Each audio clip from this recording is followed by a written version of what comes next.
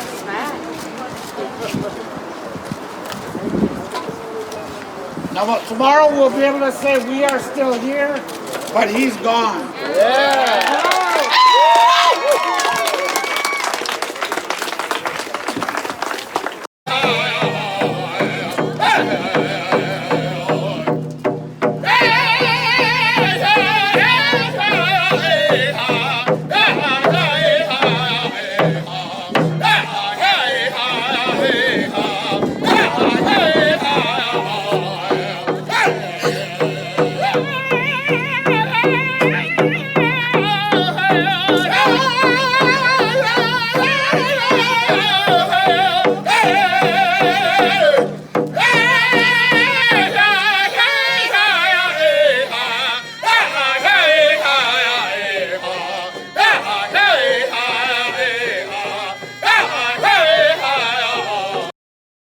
That's still our favorite song, #1 with a bullet, here on First Nation Fridays.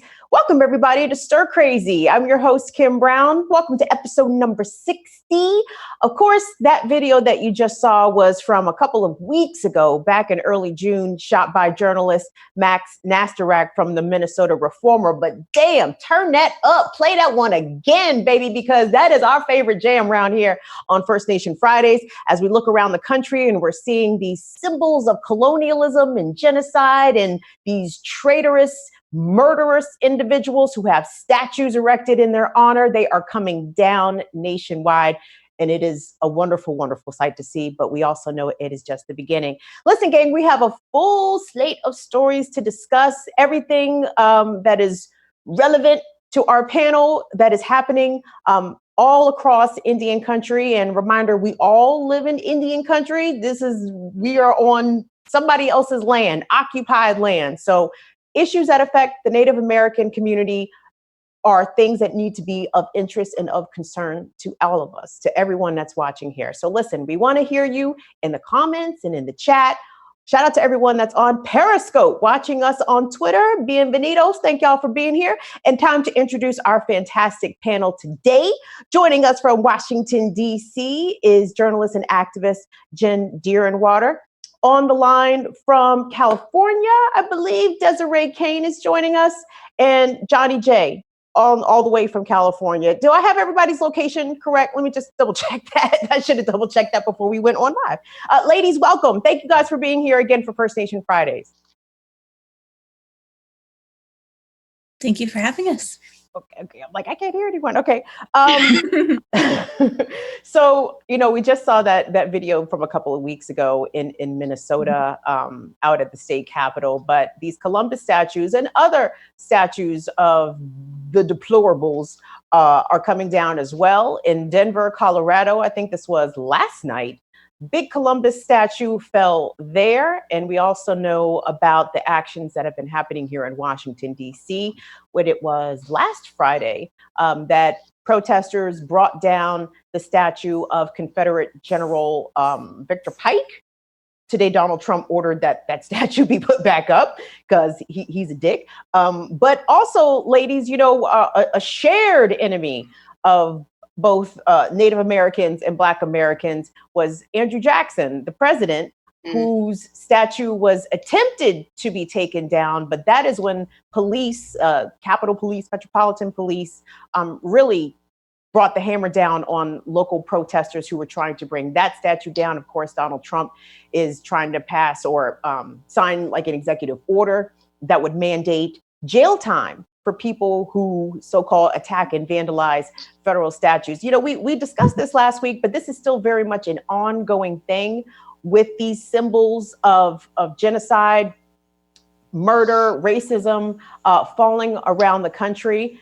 I wanted to ask, what is your take on what the next steps are, and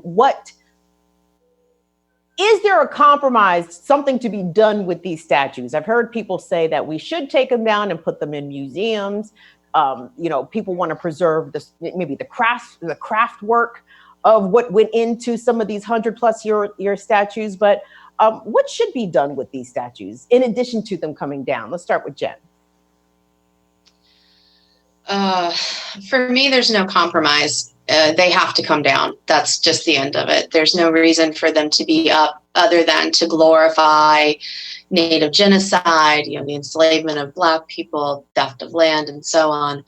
I think it's an interesting idea to maybe keep the statues and have them in museums of sorts. I think I would be okay with that, but only if it was being used in a truthful context. Like it was actually talking about who this person was that this statue is for. We'll say Columbus, for example. Like they need to say who Columbus really was, what he really did, and why the statue came down and what the story is behind that statue coming down. I think it's important to preserve history, particularly around movements and, struggles for justice. But I mean, to just take these statues down and put them somewhere where they're still glorified I wouldn't be okay with that. Desiree, people are saying it is heritage, not hate. That's like my favorite refrain from races. It's heritage, not hate, talking about Confederate statues in addition to the Confederate flag. But if your heritage is hate, should that shouldn't be on display for idolatry reasons, right? If people want to have that in their own space, great. I don't necessarily want my tax dollars going to public museums to venerate white supremacy, the same as I don't want the statues up. So the next step would be that we have a public dialogue about Columbus, about colonization, about capitalism, and we start to have a public education moment about what's wrong with these statues, because I think the American education system is a failure and has, fed people this weird narrative for such a long time that there is a veil that's being lifted off of people's eyes, ideologically and politically. So I know the next step in Denver is the Kit Carson statue. The city is taking it down literally right now, literally now, which is really good. Kit Carson led the long walk, which was difficult and awful. There's no reason for that guy to have a statue. So I think there's probably going to be a couple more things that come down around Colorado and around the United States because people are just over it. And these are good conversations to have if we want to talk about, working together and what a shared future on this continent can look like. Johnny, I'm thinking about the pictures we saw coming out of the Southwest. This was a week or so ago where protesters were gathered around the statues of Spanish conquistadors. I want to say this was Albuquerque, and I apologize for not having the specific location, but I think a lot of people know what I'm talking about because the story did make national news, where a right-wing armed militia showed up in defense of this statue of these Spanish so-called conquerors and actually shot at protesters. A person was critically injured, and we've seen pictures. I'm thinking of Philadelphia, South Philly, where Italian Americans were surrounding the statue of Christopher Columbus, wielding baseball bats and threatening violence to people who were even contemplating taking the statue down. I mean, we're seeing, white supremacy never goes down without a fight, and they are standing up and defending in some places violently with arms. For these statues to remain standing. How do people combat that in this moment? That's a hard question because, a lot of the people that were there in Albuquerque, from all accounts that I've seen, they were there, they were going to bring it down. And this armed militia showed up, and it's so just beyond me that so many people will put so much value and want to protect such an inanimate object over actual human life. And even when that shot was fired, it made it very clear that, human life is not what matters to these people. It's the idolatry. It's the white supremacy. It's the whitewashed revisionist history that they're trying to protect. it's this idea of American exceptionalism that they're fighting for. It's not human life. It's not justice. It's not even heritage or wanting to hold on to something that means something to them. And, my partner and I were having this conversation, a debate this morning about the statues, because I'm like, they need to come down. There's no reason for them. And to me, it's almost like, it seems like a very childish practice to try and, create these statues to idolize people, to memorialize them, and not really tell the true history of who that person was. And, my partner on the other hand is like, but the irony of this is the fact that these statues are coming down and they're starting the conversation about the real history behind these statues, like who this person was, what they did. And he said, even when tourists go into towns, they're looking at these statues and they see a plaque and they're like, oh, I didn't know this happened here, or I didn't know who this person was. And he's like, well, why can't we, maybe keep the statues, but on the plaques, tell the true history. And he said, and not only just, maybe commission more statues of people, of the people that they hurt, of, the natives or, other historical figures that were on the other side of this, and, try to give people a whole idea of this. And I'm just like, no, I was like, that's what museums are for. That's what history is for. I said, taking down these statues, it doesn't eliminate history. It doesn't rewrite history at all. And it changes the way that we start thinking about history. And it will absolutely change the way that we start thinking about how we teach history and how we need to add more nuance to these conversations so that we're not glorifying violence, that we're not glorifying colonialism, that we're not glorifying these men who did horrible things, who committed crimes against humanity. And, my partner's on like, but on the other hand, we could still learn. He goes, people go. And so we were having this argument this morning. And, I was just looking at him like, oh, poor thing has to learn history from a statue. And we kind of laughed about it. But, for me, these statues need to come down. And like, Jen said, there's no compromise on this. You could put them in a museum, but you absolutely have to tell the truth about who these people are. It's a different time right now because, for Black and Native communities, we get to be honest now. Like, we have our own historians, we have our own storytellers, we have our own people who are reclaiming our narratives and are willing to challenge these whitewashed versions of history. And, it's our time right now. And it's necessary because this is how we move forward. It's so that we stop clinging to these ideas of American exceptionalism and we get down to the nitty gritty of what America is and has been and start talking about what we could be going forward. A comment from the comments, ladies. One little Indian says, I got a wallet full of faces of genocidal maniacs. Yes, dear, we all do. Yep. Yes. Jenny, I'm sorry, it was Johnny, what you just said about glorifying the colonizers, what just popped into my head, the fact that whatever the name of Disney streaming service is, I don't even know what it is, but they are going to premiere the live action version of Hamilton, the very successful Broadway musical written by Lin-Manuel Miranda, Puerto Rican American, New York City fellow. And I never saw Hamilton because I could never get past the premise. Every time I would ask someone who was a big fan of this musical, I'm like, but the musical is about Black and brown people assuming the roles of the slave owners. Do I have this correct?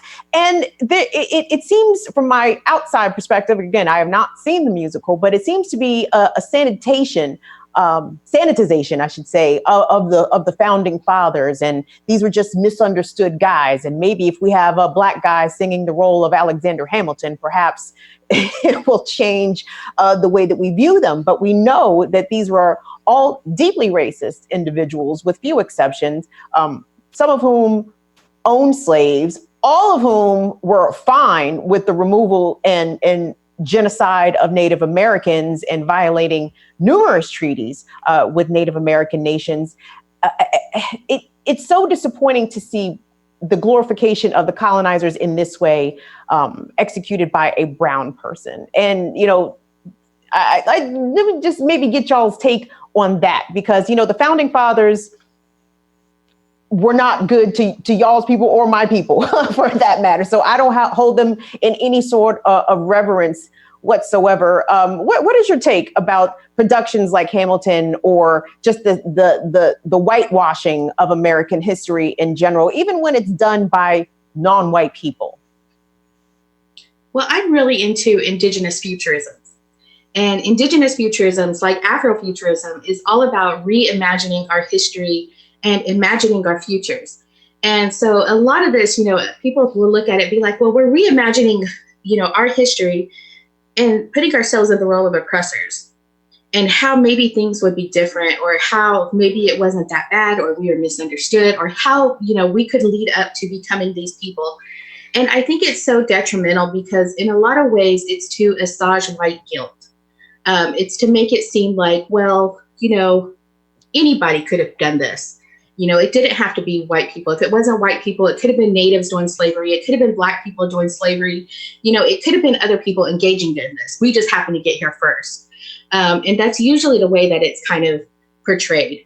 There's a couple of movies that are going to be coming out in the next couple of years that absolutely do this. It's going to be putting Black people in the role of slave owners, and kind of, I don't know. It's just so weird to me, because in a way it's almost kind of feeding the idea that, as we're fighting for justice, as we're fighting for change and equality, that there's this fear from a lot of white people that it's not about justice. It's about us gaining the power to oppress them the way that they've oppressed us. Mm-hmm. And so when I see these adaptations and these stories that are putting marginalized people in the role of colonizers or as oppressors, it really kind of worries me a little bit, because it kind of feeds that fear further, and it kind of validates it in a lot of ways, especially when it's coming from us.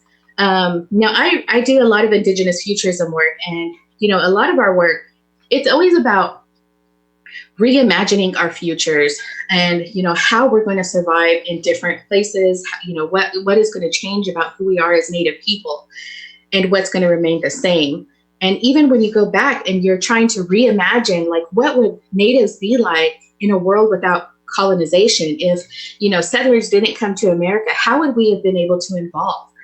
And it's, when I look at those stories, they're never about us taking the power of the oppressor. It's always about how we organically grew, how we organically followed this line where we got to be who we were meant to be, without our cultures, without our languages, without our traditions, and even our values being disrupted by colonization. And even when you go into the future, we're always evolving. Native people were never stagnant. We were always evolving, always innovating. We were always scientists, always doctors, and innovators. And, when you look at the stories that look at our futures, it's never about colonizing, which is a whole theme around mainstream sci-fi. It's always about going to another place and taking over and having to destroy what was already there in order for us to survive there. And with indigenous sci-fi and even Afrofuturism, that's not the case. We're always looking about how we could coexist in these worlds and how we can adapt. And, how do we keep balance with the worlds that we're coming into contact with in the people? And so, when I see these adaptations, it's very disappointing to me, because, it's not our goal to obtain power, to oppress people, or to exact revenge. We want equality and justice for everybody, not just us. And, Desiree mentioned, we're a very diverse society now. There are so many different people here from so many different backgrounds, and we need to learn how to exist together now, and to imagine how we can exist and how we can grow into this idea of equality and justice for all that, was what they imagined for America in the beginning, even though they failed horribly. But, that was the dream, that this would be a nation of life, liberty, and justice. And, we need to start working on that. And the only way that we can do that is if we start working together to imagine those futures, and to not get caught up on who's wanting power and trying to portray it as, oh, they only want this for revenge. we need to really start talking about, we want this change for the good of all of us, not just one people or not just us, but for everybody. Desiree or Jen, did you guys want to hop in? Yeah, I'll join in on this one. So I haven't seen Hamilton. I still don't entirely understand what it's supposed to be. So I got the sort of premise of it, was like, it's about the American government. No thanks, I'll pass. So I can't really speak to the play, and I'm not familiar with Indigenous futurism like Johnny is. I'll say though, what comes to mind when I think about something like Hamilton, it brings up a lot of what I saw working within the government. I ran electoral and issue-based campaigns for a long time. I was pretty entrenched in the Democratic Party and such in Massachusetts. And so I watched a lot of this. I always thought, well, yeah, I want America gone. It doesn't have a right to exist. But I guess if we can just get good people into office, things can be better. But a lot of what I saw was, instead of trying to take the system down, it was sort of this strange equation of, well, racial justice means, BIPOC people get to come in and behave the way white people do. Or feminism means, women, i.e. white, straight, cis, able-bodied women getting what the white man has, and so that for me it really puts me off. Like, I'm not about having what my oppressor has. I'm not about living like my oppressor. I want that gone.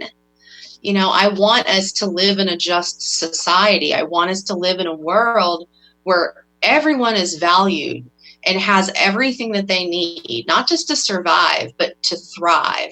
And to me, that doesn't mean me sitting on the board of a Fortune 500 company. It doesn't mean having, a Native person as president for the U.S., because I want the system gone. I don't want to just merely replace it with, marginalized and oppressed people. Desiree, I'll let you get the last comment before we move on. Yeah, the system really has a way of just, I think erasing folks or pitting people against one another, or just a number of things that aren't positive community builders, And so when I think about media that's reinforcing the capitalist, colonialist paradigm, I'm in the same bucket as Jen, where I just am extremely adverse. I mean, like, I don't go see Superman movies because it's like just going to be the same. If you start to look at what the storylines are that we're repetitively fed, you start to recognize, like, I don't want propaganda in my life, so I stay away from it. Just more of a news consumer, I suppose. Makes perfect sense to me. Ladies, I wanted to move on because this was a piece that I found that was actually just published today in the food advocacy blog. It's called Civil Eats, and it's about the Mashpee Wampanoag tribe. I hope I said that correctly, in Massachusetts, where they are facing de-establishment from the federal government. So their chairman received a call from the head of the Bureau of Indian Affairs. His name is Daryl LeConte. And throughout the course of their conversation in late March, what LeConte called to tell the chairman of the Mashpee Wampanoag tribe, and his name is Cedric Cromwell, was that effective immediately, the Department of the Interior was moving to de-establishing the Mashpee Wampanoag Reservation. And that means that the tribe could, this is a pretty outstanding, that the tribe would continue to hold on to their land, but they would have to pay steep back taxes on it. They would also no longer be able to operate as a sovereign nation and would suddenly be unable to operate their own police or judicial system. I mean, this was just a stunning announcement from the Trump administration regarding this sovereign nation, this tribe in Massachusetts. And the tribe made a video in response to it. It's about 3 minutes long, but it's a very good watch. Take a look at it. Most school kids learn about government in the context of city, county, state, and federal. And of course, tribal governments are not part of that at all. What do you think tribal sovereignty means in the 21st century? And how do we resolve conflicts between tribes and the federal and state governments? Yeah. Tribal sovereignty means that. It's sovereign. I mean, you've been given sovereignty and you're viewed as a sovereign entity. Our ancestors have been fighting for a long time. We've achieved sovereignty and the ability to self-govern at various periods throughout our history. As we are here at the 400th anniversary of the landing of Mayflower and Plymouth Colony, and America celebrates, our land is being taken from us. And we're being stripped of the right to self-govern yet again. That history of dispossession was also accompanied by a history of forced assimilation. And the justifications for that is that you're not as good as us. Our systems are better. Our modes of education, our ways of owning land, our ways of working have been continually cited to Indians as the reason for these government policies. Your ability to have a say in how you educate your children, how you police your people, your family court laws, your tribal laws, all of that is rooted in sovereignty. You're standing on sovereign land, a reservation. We have our own tribal court. We are self-sufficient in that respect. And that's due to the fact that we're, for one, federally recognized. And now, as of 2015, we are granted that trust status. Following a series of treaties and laws over many decades, some well-intentioned, some not, the federal government decided to hold Indian land, quote, in trust, in order to prevent non-Indians from ever buying that land.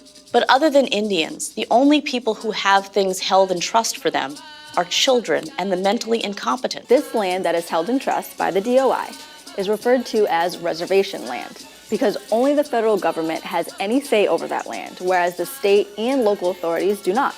In order to receive land in trust, a tribe must prove they are Indian.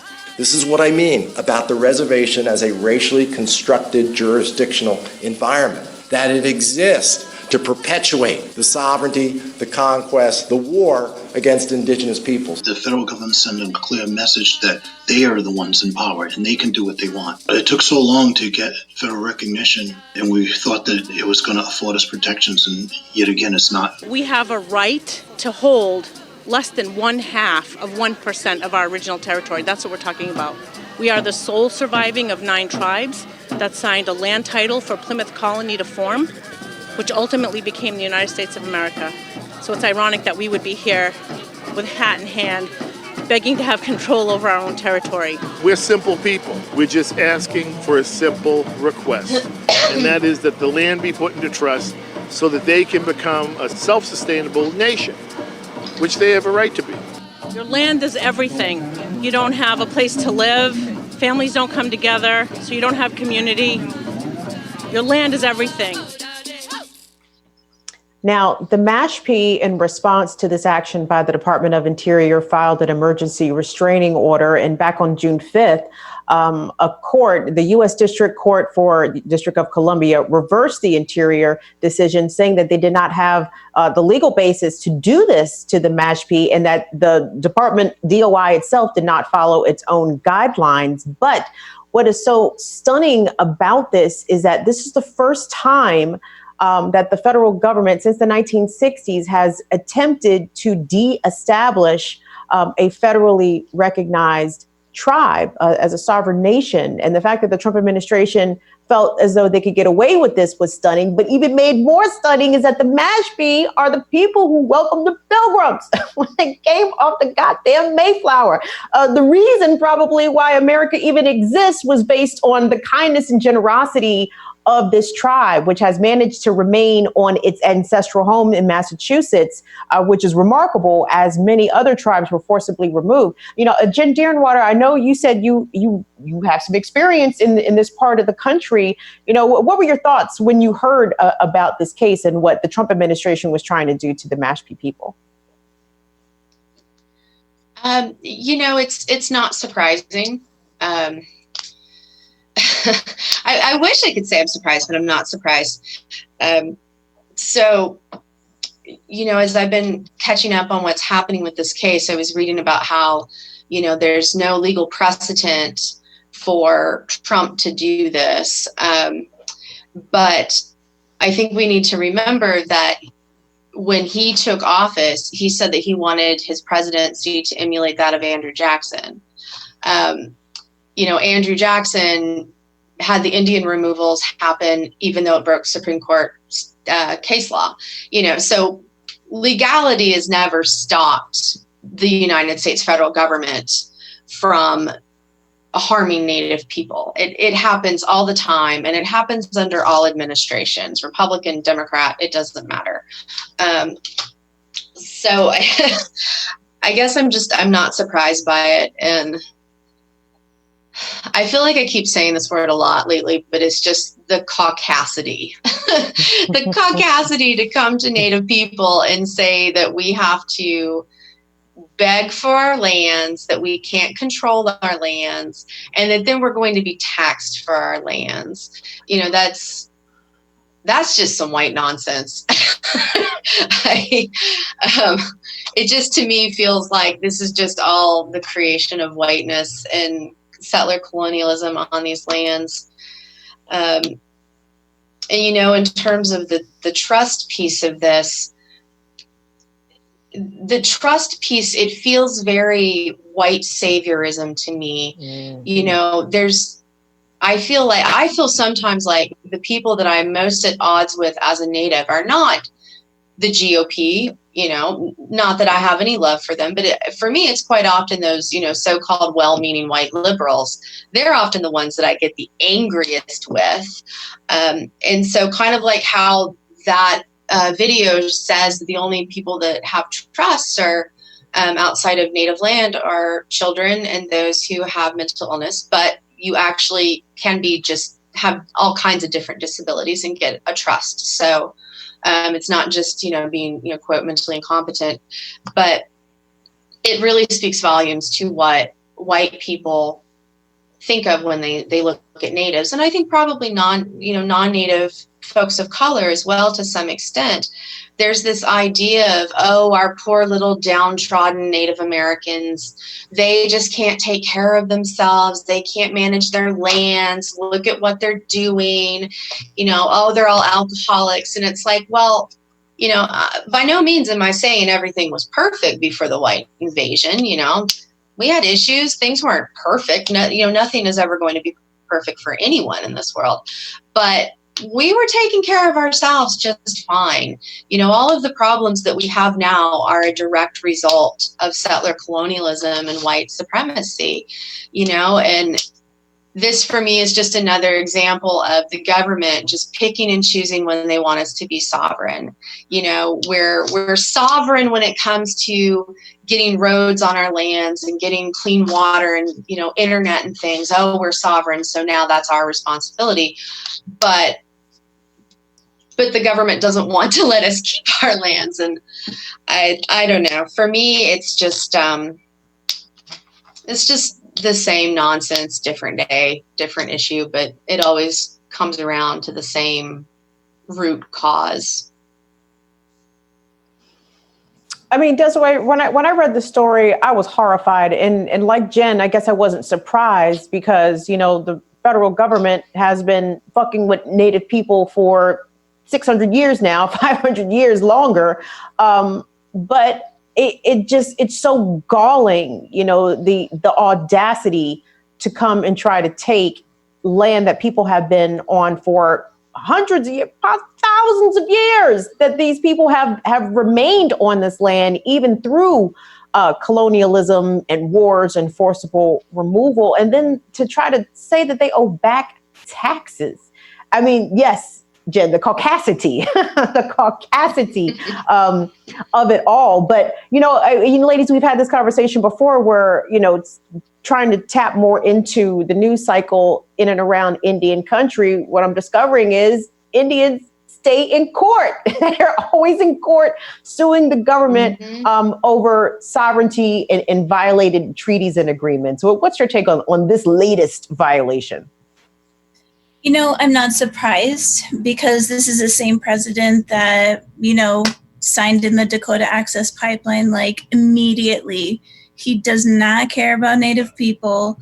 But, the government, the US government, a lot of the legal foundations of how land displacement happens with Native people is in this document. It's a papal bull called the Doctrine of Discovery, which basically states that if someone is like savage, that they haven't accepted Christ, that they are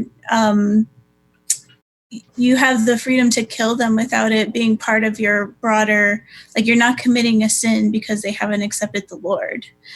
And so that document was used to colonize many continents, including North America, but also Australia. I mean, just everywhere. It's one of the root foundational documents that is upholding all of the things in the United States. Like Ruth Bader Ginsburg recently cited the Doctrine of Discovery in a dispute.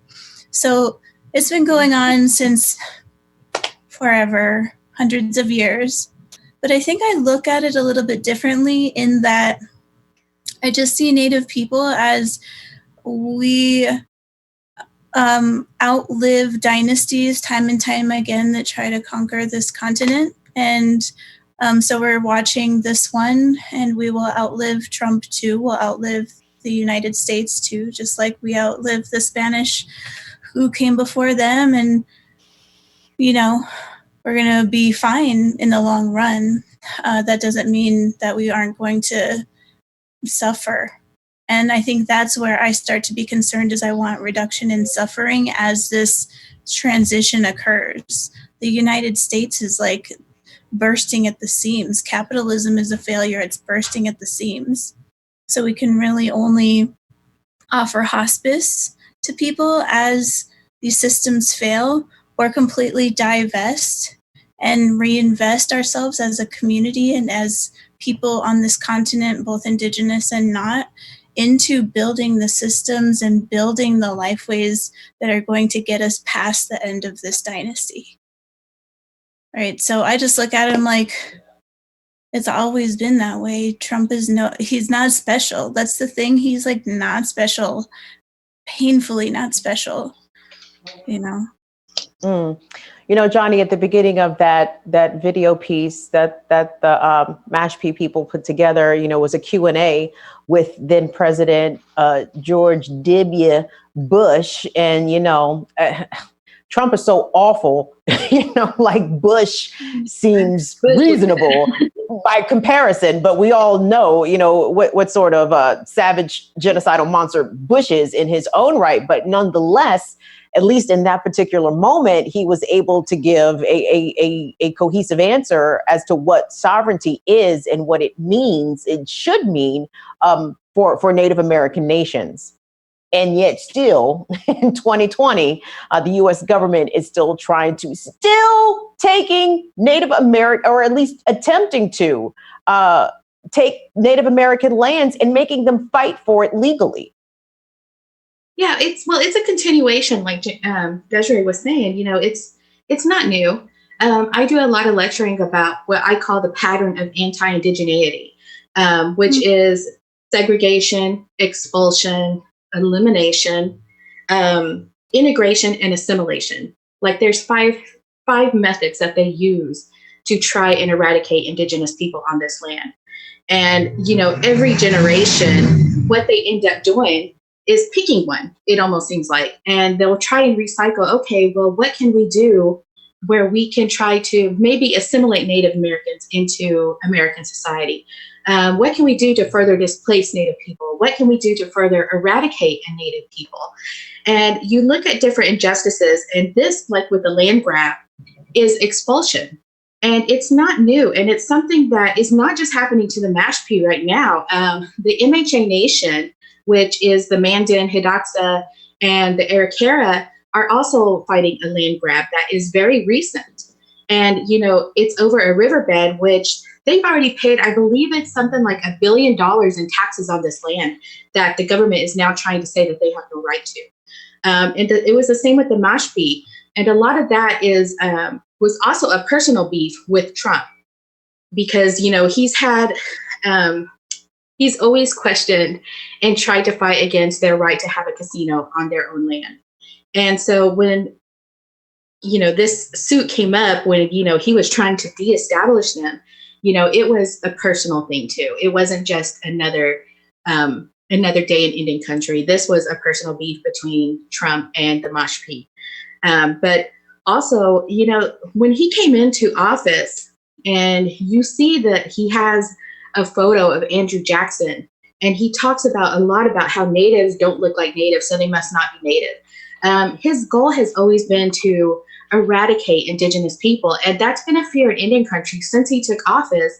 And we've seen him take these steps to de-establish and challenge our sovereignty. And with the Mashpee, he got very close because they actually did try to say that they were going to de-establish them. And until the court ruled in their favor, it was a fear that we were all seeing this realization that, oh, this is going to happen to the rest of us as well. And there's a reason for it. And because he wants to take land out of trust.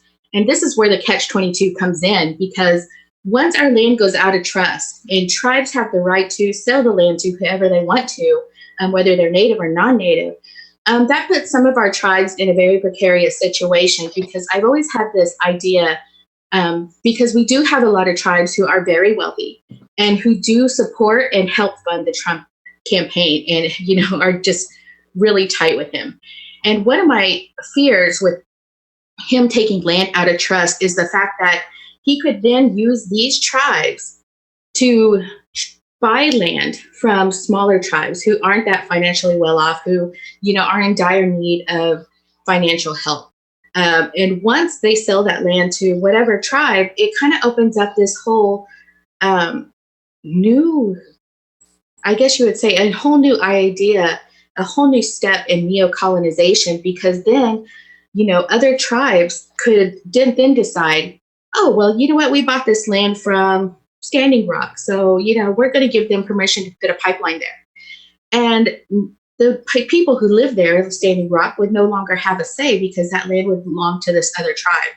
And I know it sounds so bizarre that any tribe would turn against other Native people or not take into account, their well-being, or that we need to be good relatives to each other. But, we've started to see this in Oklahoma, and I hate to say this because this is my tribe, but with the Ottomazura and the Comanche people, there is a gaming dispute in Oklahoma right now with our gaming compacts. And the Ottomazura and the Comanche kind of fell out of line with the rest of the tribes in Oklahoma to sign their own contracts with the state of Oklahoma. And there's a lot of question in regards to the legality of those compacts. But, it puts all the other tribes in a very precarious situation, because now you're pitting tribe against tribe. And that's a really good way for, the Trump administration to kind of really take power in Indian country, is by playing us against each other, giving us the power to hurt each other. Because whether we like it or not, there are still a lot of tribal feuds that haven't been addressed and are kind of, they come up in a variety of ways. Like, it manifests in different ways, whether it's jokes about each other's nation, or, like going against other tribes, like kind of playing devil's advocate in a way. You're like, oh, well, they're not the good tribe, we are, because we're going to agree with you on this. So there's a lot of worrisome actions being taken right now, but all of it, is just steps in this pattern of anti-indigeneity that we see being overplayed throughout American history. You look at last year when they're looking at segregation and assimilation. We have a lot of Native kids who are being stolen from our communities and adopted out to white families, or they make it very difficult for Native families to reclaim their children. And you look back at the residential boarding school, it's the same thing. It's just this pattern and these methods that they're using to try and continue eradicating Native people. It's always going to be deny, justify, rinse, and repeat as needed when it comes to these methods, because they work.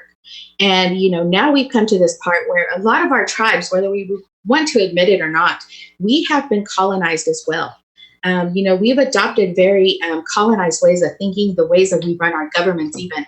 And it puts us in a very precarious situation, because now it's not that we have the US government as our enemy, as our only enemy. We also have ourselves as our enemy too. And, throughout history too, Native people, we can be our own worst enemies. And, the way that we've just been manipulated through the law, through the colonization, through the education system, it makes it very easy for them to kind of take hold, and for some of these ideas to take hold, the same way that blood quantum has taken root in our communities, where people see it as a valid way of measuring who is Indian and who isn't Indian enough. But it all goes back to these steps of anti-indigeneity, of just wanting to eradicate Native people and this land grab. And a lot of people don't understand, like, the gravity of what that means to be established. It's not that they're just taking their land. Once you are de-established, once your federal recognition is taken, you are no longer considered Native. Legally, you have no rights. You're going to lose access to the Indian Healthcare Center services. You lose just all of these treaty rights. Those are void as well. It's like we lose so much of our identity, and it's a paper genocide is what it amounts to. We will still be Native. We know we'll be Native even without or with federal recognition. But legally, it leaves us in the situation where we just have no power. We have no land. We have no means to, fight back really as an entity, because we have been de-established.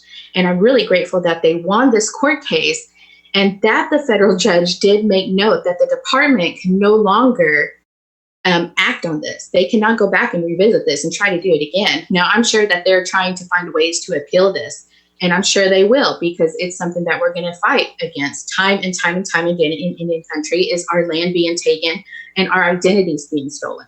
That's something that we're always going to fight against. But, now I feel like we do have the means to fight fire with fire, because we have some brilliant legal minds in Indian country, and people, organizers who have been just doing a fantastic job at being able to organize, not only their tribes, but also bring in other tribes to act as allies, to, use their court cases as well, to really kind of create an alliance, which is really what we need in Indian country right now. Because we do need to stick together, because that is the only way we're going to continue to survive, and it's the only way that we have survived up till now.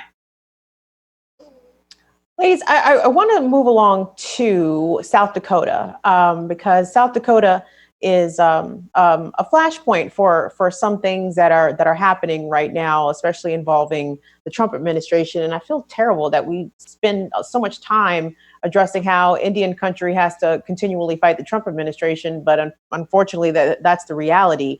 So a couple of things. First of all, Donald Trump is planning to visit Mount Rushmore the weekend of 4th of July, which would be next weekend. They're planning a fireworks display and all this, gross pageantry around celebrating the birth of the nation, pun intended. But obviously, this is causing a lot of controversy, because the Native Americans are protesting, because that is a sacred site. The mountains, I think, is it called Six Grandfathers, I believe, by the Sioux tribe. And, doing a little bit of research about this, how Mount Rushmore even came to be is wholesale disgusting. I mean, that was land that was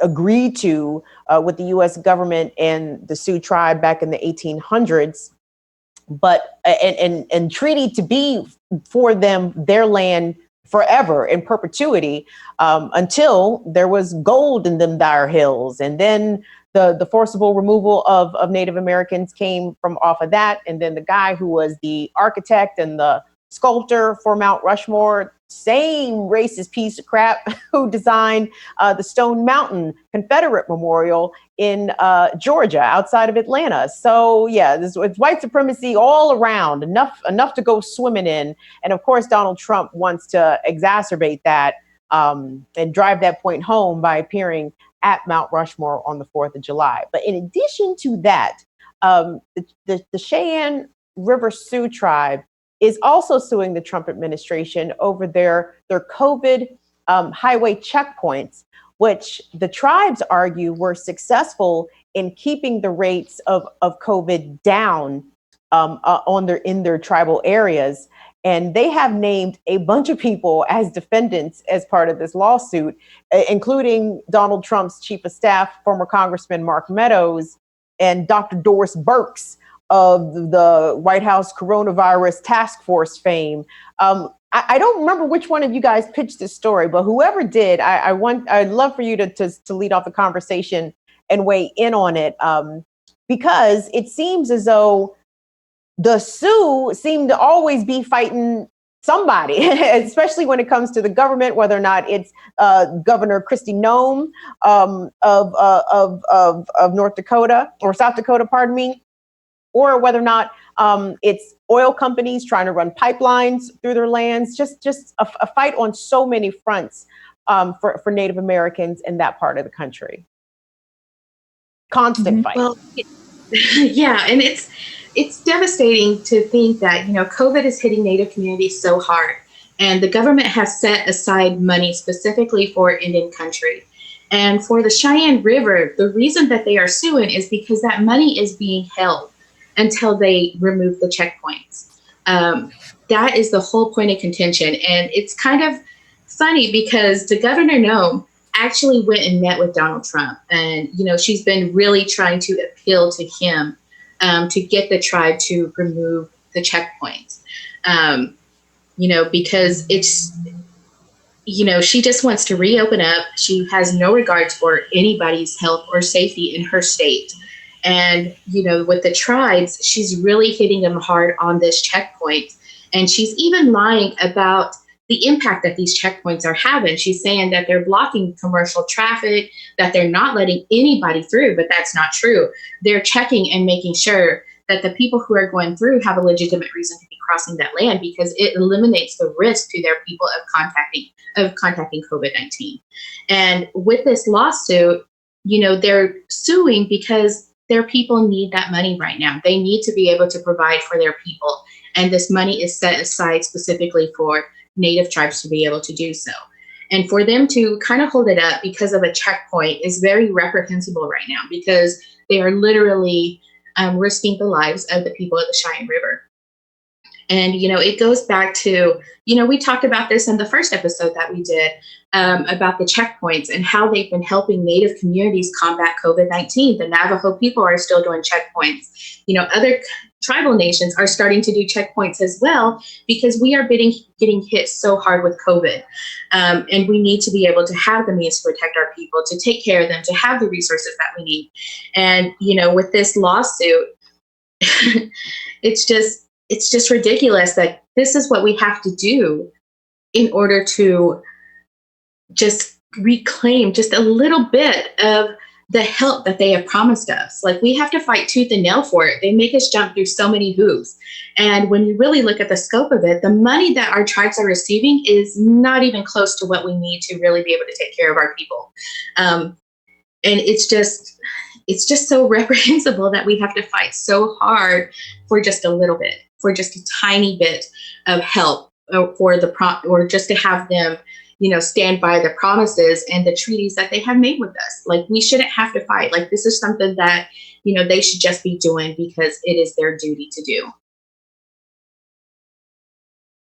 Desiree, your thoughts on the tribes, flexing their autonomy for a justifiable reason in the midst of a pandemic, trying to ensure that their members are kept safe from, outsiders bringing this virus in to spread it in an already vulnerable place. But again, the federal government responding in retaliation, as Jen mentioned, not only holding up the funds. And mind you, the Trump administration is being sued by a handful of tribes in regards to the disbursement of the funds designated for Indian country in the CARES Act to the tune of $8 billion. The Shawnee just filed a suit against the Trump administration saying that they were undercounted and therefore they're not getting their fair share of the money. But it seems as though Steve Mnuchin, the Treasury Department, and Donald Trump at large, they just find any reason to hold this money up to increase delays for dispersing the money as it is desperately needed in these communities. Yeah, I wish for all tribes to have leadership like Harold Frazier, the chairman of the Cheyenne River Sioux tribe. I recall when we were all in Standing Rock that he was also a very powerful leader in advising around the tribal sovereignty of Standing Rock. And it's because the Oceti Nation is extremely powerfully organized. So when you say it seems like the Lakotas are always in a fight with somebody, it's because they're organized as a nation with their many bands. And they're powerful in that way. So I really love it when I hear about Chairman Frazier's out there just holding it down for his people, because when you look at even before Trump, Chairman Frazier was strong with Obama when, at Standing Rock, he waited for us to bleed too. So this is not like specific to Trump, these like land grabs. I think Kristi Noem is gross and embarrassing as a woman. She's like just racist and terrible. The power dispute is actually what's going on, because North Dakota, they did not care that they were blocking the highway to block off the camp going to Standing Rock when it was under their control. But now here it is, it's in a Native Nations control within their treaty territory. They don't like it because federal highways and things like that are still within the jurisdiction of the state. So that's why those kinds of disputes are happening. And I think that if you look at what's going on in the region more broadly, the Keystone XL pipeline construction is still a thing to be concerned with. And so there's a lot of motivation to keep the roads open, and maintain that sense of control, because they're going to try and push through the Keystone XL mainline alternative route. Johnny, to remain in court so much, behind getting what is owed to you, what is not only to say what is owed is actually that does the whole thing a disservice, because you can never pay what is owed to Native Americans. But at the same time, the amount that has been allotted in the CARES Act, I did mention the Shawnee, and this is what I found was interesting, because as I understand it, the money is to be divided up by tribes based on population, based on member numbers, based on the amount of people who are official members of a given nation. But how the government was dispersing the money was based upon whether or not people were actually living within tribal areas. And the Shawnee challenge that they have more members who live away from the tribal lands, therefore their numbers were undercounted, therefore their cut of the CARES Act was not what it should be. And the Treasury Department, in the interest of playing games, I imagine, with Indian country, is even now trying to hold up the rest of the money that they owe because of this dispute. What's your take on the nuances of why the CARES Act is failing to get to the hands where it is most needed in Indian country? Mainly because it's purposeful. It's not an accident that they're withholding these funds, that at this time during a pandemic that they're making cuts to IHS services as well. The fact that IHS is underfunded, that is intentful. The same with withholding money and, making sure that, I guess you would say underfunding tribes that do qualify, because, the government knows as well as we do that a majority of natives do not live in their communities. We're spread out across the U.S. I believe it's something like anywhere from 70 to 80% of the Native population do not reside on reservations. And so it's very purposeful for them to say, oh, well, we're only going to help natives from this tribe and count the natives who live within this community. And a lot of that is because they're the ones that are counted. And, there's a lot of dispute within Indian country about that as well, about the rights that you have as a native living away from your own community, because it is a fight to have voting rights, even as a citizen, and to have access to voting for tribal matters if you do not reside within your own community. And also with the numbers, we have a lot of natives, because of blood quantum, who can't qualify for citizenship within their tribes because of the way that blood quantum has been designed to reduce, I guess you would say, our measure of nativeness with every generation. So that was also intentful. And it all goes back to them and the whole purpose and the goal of the United States to eradicate indigenous people. It's not an accident. It's not a overstep or misstep. It's something that they are purposely doing in order to strike at Native communities during this time.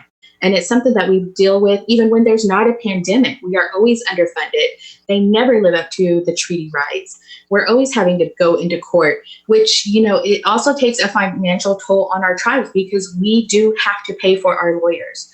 And we have to pay to keep fighting. So when people look at how impoverished Native communities are, a huge part of that is because we constantly have to be going to court and fighting tooth and nail and appealing and having to appeal again and to have to, go to court for another issue as well. But all of that it's intentful, it's purposeful, and it is meant to strike and hurt Native communities. And all of that is, just so reprehensible because, I know right now we don't have leadership, but I think with the way that we have to choose between the lesser of two evils always when it comes to the government and who we vote for, I think we're at that point in time when, these politicians should know better, when they should be thinking, oh, we need to make sure that we are fulfilling the promises to the indigenous people, to the people whose land we reside on. And especially now during a pandemic, it's just, I don't even have the words anymore for just how evil it is. And it's constant. That's the kicker. It's like, don't y'all get tired? Like, don't you have something else to, don't you want to go to space? Colonialists, like, can you leave the people of color, just leave them be for like a year or two if it's not too much trouble? Before we sign off, I did want to read some comments from the comments because people were chiming in big time. MD says, land is everything. It's the most important statement ever. Land is life. Also from the comments, 206, War Eagle, we missed you. He said, they said, I care more about saving Native languages than I do about saving financial institutions. Co-sign there. Also, Anthony Mann says, give the lands promised in treaties. Yep. Friendly sentiments from the comments for today's Stir Crazy for First Nation Fridays. I'd like to thank our wonderful panel for joining us again. Journalist and community activist, community builder, Johnny J, Miwok journalist and community organizer, Desiree Kane, and the founding executive director of Crushing Colonialism, along with being the journalist and organizer, Jen Deerenwater. Follow all these ladies on Twitter. And ladies, I appreciate your time and thank y'all for joining us again for another First Nation Fridays. Great conversation. Thanks, Kim. Thank you, Wado. And I always learn so much. So when Johnny brought up blood quantum again, that's when Desiree taught us about blood quantum last episode. So see, you learn things. You need to come back and join us again on First Nation Fridays. Gang, again, don't forget, the coronavirus is still out here jumping on people. It is jumping on people. So don't think it's a game. Don't think that it's over. Don't think that the coronavirus needs to chill. No, wear your mask, wash your hands, stay away from large crowds unless you're protesting. But we all saw that the protests are not driving up the COVID rates. So because people are wearing the mask and using hand sanitizer. So again, the Rona is still out there. Just keep that in mind. Have a great weekend. And we'll see y'all on Tuesday on First Stir Crazy. See you later. Bye.